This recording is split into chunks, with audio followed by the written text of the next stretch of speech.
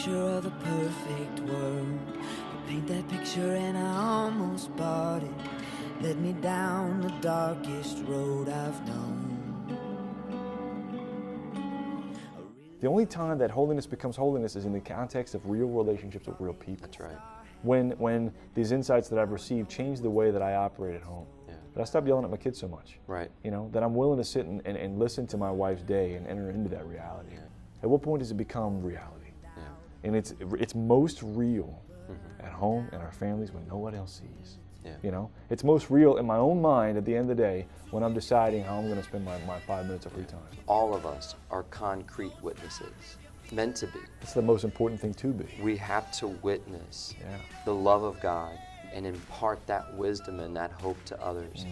That when they look at us, you know, look at you and Kate or Elise and I, Lord willing, they'll see something more than just us. Yeah. Because we've made it more than just about us. Do we see that in our home, it is meant to be a saint-making factory? Yeah.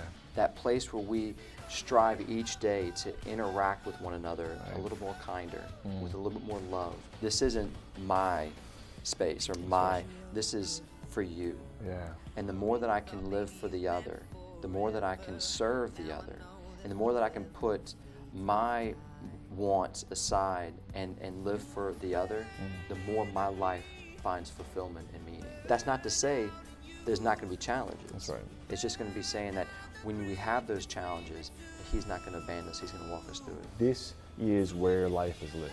Yes. This is where God's grace becomes active. Yeah. This is where the rubber meets the road when it comes, like, if God's doing stuff, it's in that. To be able to experience what God is doing together at the same time, you know?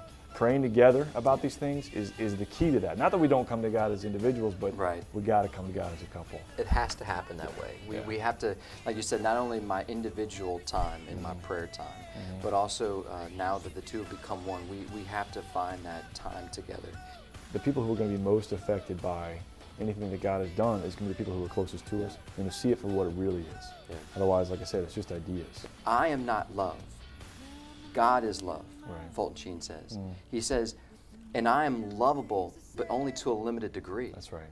Once we get that set straight, Right. there's so much peace and grace that can come from that. Right. To allow in a relationship to develop properly, to expect what is from God, and what my spouse is there for me, and what I'm there for my spouse. It's more than just us. That's right.